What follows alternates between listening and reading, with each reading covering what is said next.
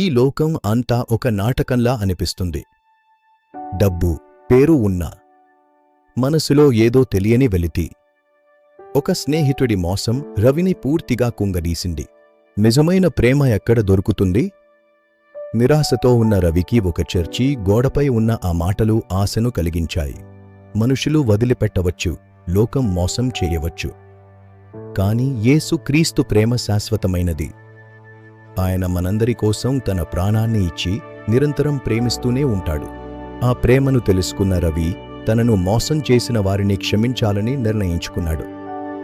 కోపం పోయి అతని హృదయంలో ఒక అద్భుతమైన శాంతి కలిగింది. ఇప్పుడు రవి జీవితానికి ఒక అర్థం దొరికింది.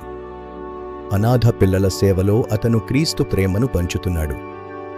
ప్రేమ ఇవ్వడమే నిజమైన ఆనందం. మనుషుల ప్రేమ మారవచ్చు, కానీ క్రీస్తు ప్రేమ శాశ్వతమైనది. ఈ నిజమైన ప్రేమను మీరు అనుభవించండి. మరిన్ని సందేశాల కోసం మా ఛానల్ని సబ్స్క్రైబ్ చేయండి.